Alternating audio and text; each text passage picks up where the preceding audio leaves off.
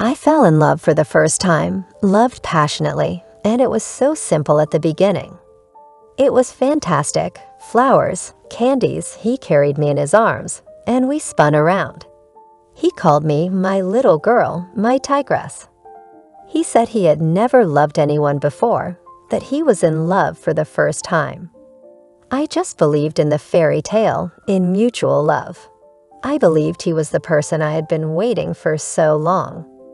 We started living together, and that's when I began to notice that in every argument, I was the one to blame, that I was bad, and he was good, that he was always honest with me.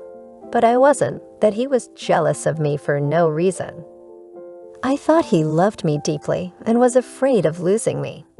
He got very irritated, even when I couldn't answer the phone at work.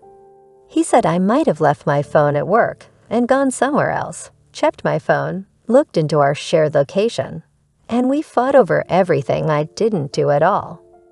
It was as if he intentionally made things up to argue about. He wouldn't let me go out for coffee with my friends, not even in our courtyard. He didn't like them, as he explained. And I blindly believed and trusted only him. I lived for him, only him, and did everything as he wished. In the end, we broke up. I thought I would simply die without him. I couldn't eat, sleep, or live without him. I started calling him, humiliating myself, begging him to come back, saying I would do anything for him. He came back. We lived together for 2 more months, and it got even worse than before. Questions about where I had been, what I had been doing when I wasn't around. I told him everything because I couldn't lie to him. I told him that when we broke up, I went to my friends. It was very bad, and I was trying to cope as best as I could. I told him that we had a few drinks, and on my way home, I ran into a neighbor who walked me back. Oh, why did I tell him that? He started insulting me, calling me a party girl, insisting he was home and hadn't done anything.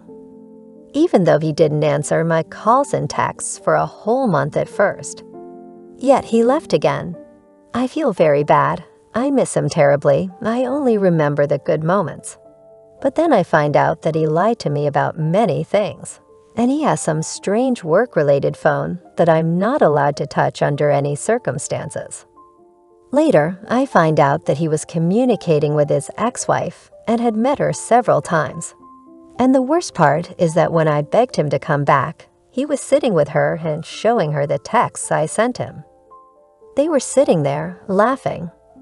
It hurts so much, words cannot describe it. I have completely lost respect for myself. Many people told me bad things about him, but I didn't believe anyone. I just blindly fell in love and believed that he loved me too. Now, without him, it's hard for me even though I know all these things, and I blame myself for everything. Why, I don't know. I was faithful to him and only him. My soul aches. I want to hug him, be close to him. I still love him just as much. But I don't want to take him back. What to do? I don't know. I'm 50, and my wife is 11 years younger than me. We've known each other for 10 years. We were friends for the first year, and then, after a year of living together, we got married. 3 years ago, our daughter was born. We lived reasonably well, occasionally had arguments, but quickly made up. However, after our daughter was born, the fights became more frequent and more emotional. I attributed it all to postpartum depression and the constant sleepless nights due to the baby. But over the past year, she started threatening divorce more and more, secretly searching for an apartment to move out, changed her appearance, grew her hair, got lip fillers, and extended her eyelashes. Naturally, I began to wonder, has someone else entered your life? Her response was always a scandal, wondering how I could ever think such a thing about her, the most honest and devoted woman in the world. However, my doubts did not disappear, and I began to notice discrepancies in her stories about her day, interactions with friends, and her behavior. With each passing day, my suspicions grew stronger. Most of the time, we communicate via video calls because I work on a rotational basis. spending 2 or 3 months in Europe and then a month at home. During my last visit, I gave her a new phone as an anniversary gift. She immediately started using it, setting aside her old one without clearing it, apparently relying on the lock screen password, which I accidentally saw. Naturally, I decided to take advantage of this. I found an audio diary there, which she had been keeping for the past 2 years, as well as an erotic story about her escapades, and several screenshots of her romantic correspondence. Everything I heard and read shocked me. It felt like a completely different woman had written and spoken all of this, not my wife, whom I trusted completely. There were her feelings about how much she loved him, how they were made for each other, at perfect intimacy, understood each other with half a word, shared the same outlook on life and common interests, and then a few words about me, how much she hated me. On the same day, I confronted her with all the evidence. At first, she tried to make excuses, saying she was recording phrases to write her own book, and it was just her fantasies. But when I played the audio where she mentioned specific names and real actions, she gave in and decided to tell the truth. But even in this honest confession, she managed to lie again. It all started 6 years ago. We have a married couple, Sasha and Dasha, among our friends. They're the same age as my wife. Usually, we spend all holidays and vacations together, and I became friends with them long before our wedding. Once, while relaxing in a sauna, Dasha and I decided to play a joke as old friends. She sat on my lap and I hugged her. My wife is someone who holds grudges, so she decided to get back at Dasha in the same way, but only 6 months later. However, as she says, she became deeply involved and fell in love with Sasha. Since then, whenever I went on a business trip and Dasha had work in another city, they spent time together. Even when we were not traveling, for example, when I drove with Dasha to my garage to repair her car, they managed to use that time for their own pleasure. And when we all gathered at the same celebration, they pretended as if nothing had happened. Even the birth of our daughter, who looks a lot like me, did not stop them. When I asked her why she hadn't confessed everything to me and divorced, my wife said that in 6 years they had tried to leave their families 4 times, but something always got in the way. First, he didn't want to leave and she didn't want to, and vice versa. According to her, in the last 6 months, they were arguing because Sasha decided to stay in the family when she had already decided to divorce me, but they continued to communicate for work purposes. After hearing this whole story, I just wanted to get up and leave far away from all of this. But I still love her too much and I love our child even more. So we decided to try and start fresh, but it's not that simple. Although there are some results, such as her not blaming me for all her faults anymore, and she is gradually feeling remorse for her actions. She is undergoing therapy with a psychologist to understand herself, let go of Sasha, and build new relationships with me. I see her making an effort, saying words of love that I haven't heard in many years, but I just can't trust her anymore. I want to believe, but as soon as I remember how she deceived me for 6 consecutive years, all my desire evaporates. Plus her statement that she will love Sasha for the rest of her life, and if he faces difficulties and everyone abandons him, she will help him. She also said she can't promise that such a situation won't happen again, and she might fall in love with someone else. She also mentioned that if she could go back 6 years, she wouldn't have tried to save the family and would have divorced immediately. But at the same time, she wants to be with me, admires my determination to keep the family together, and has finally seen how much I love her. What should I do? I don't know. Should I force myself to believe her, forgive her infidelity, and try to start a new life as a family? Or should I do what any man in my situation would do, dedicate my life to my child, as I won't be ready for new relationships anytime soon, and my age is no longer on my side? However, I have no doubt that it will be easier for her to arrange her personal life. She is slim, petite, a striking woman who looks younger than her years, and is constantly approached by men. We are both 22 years old and have been together for almost 2 years.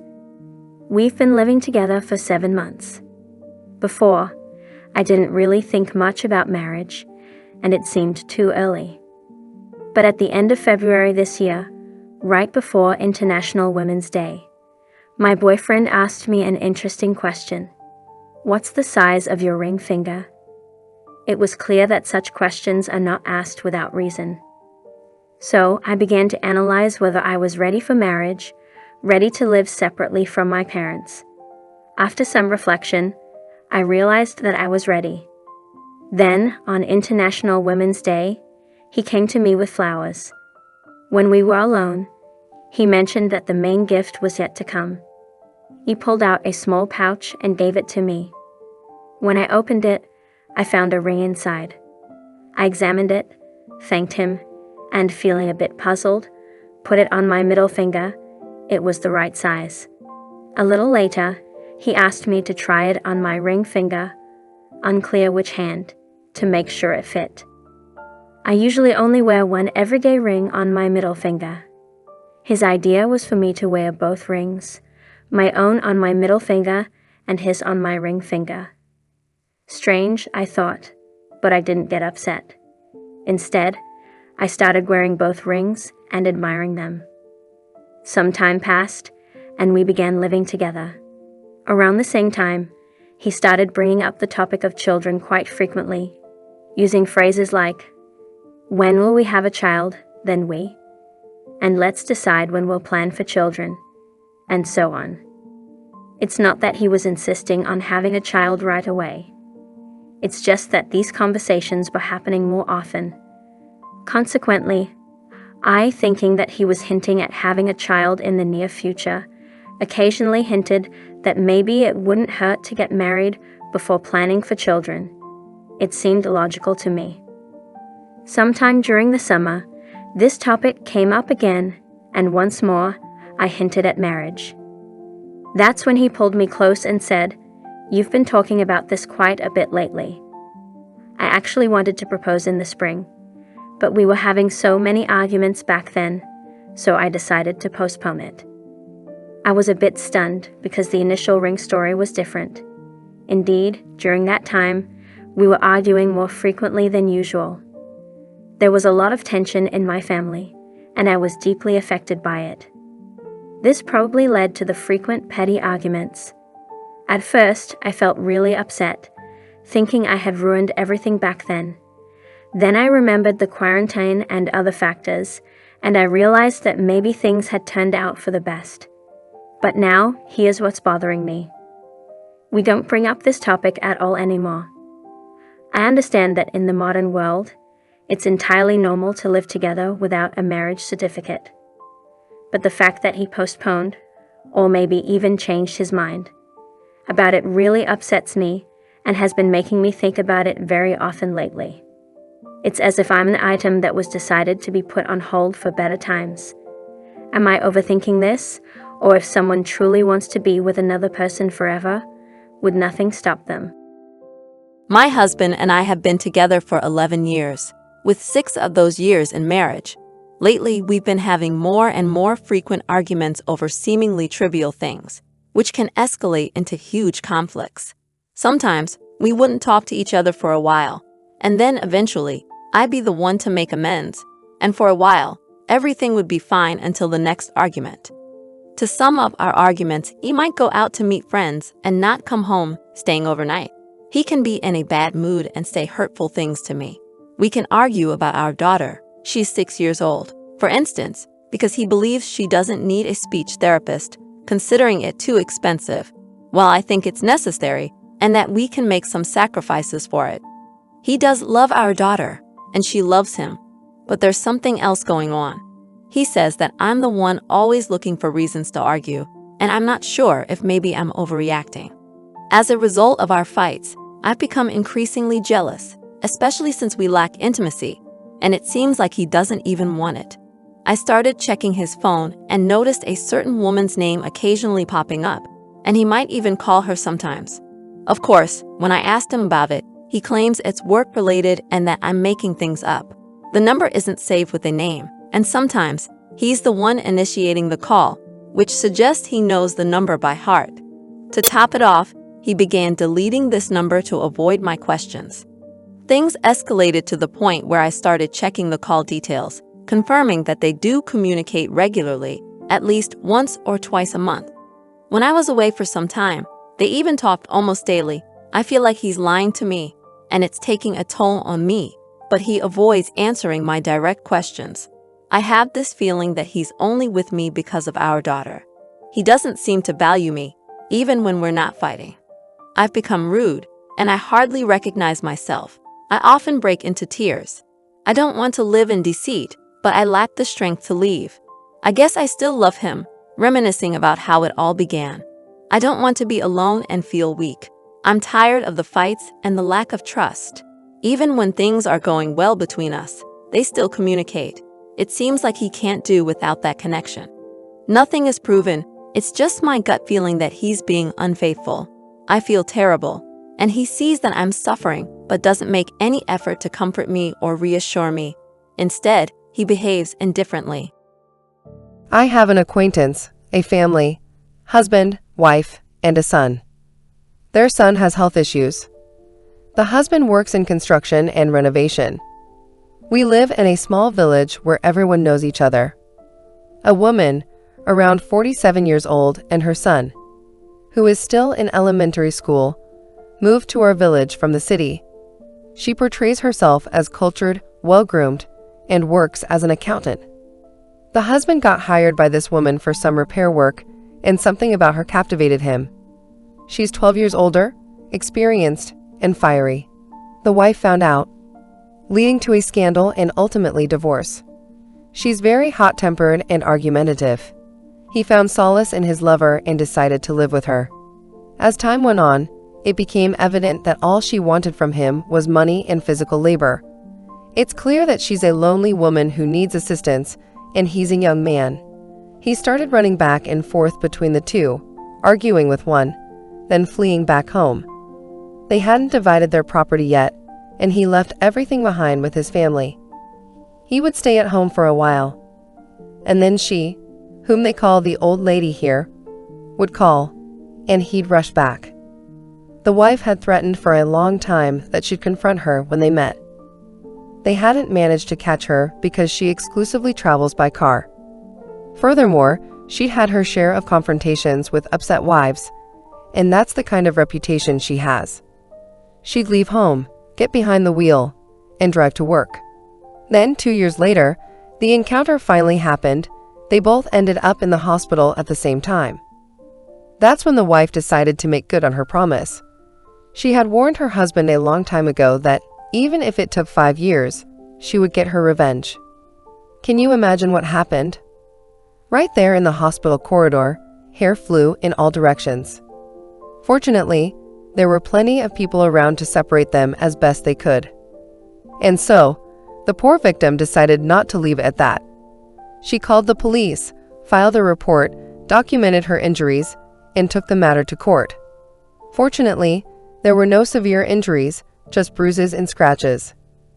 Her attacker was also advised to file a counter-complaint to potentially reduce her sentence, especially since she had visible marks on her body as well. As for who's right and who's wrong, both feel they are justified. This life story isn't the first and won't be the last. There are many such women who intrude into other people's families and then search for the guilty party, receiving what they deserve. Some may criticize the wife for causing a scene in public. They say she should have dealt with it quietly at home. However, I believe that if someone trespasses on private property, they should face harsher punishment. What do you think? Is it worth degrading oneself over such women and men? Or should we maintain our pride and let life punish them in due course? Until we find ourselves in a situation involving a cheating spouse, we cannot predict how we would react. After my divorce from my wife, I carried the weight of guilt for a long time, guilt towards her and our son. It was me who left the family when I met another woman.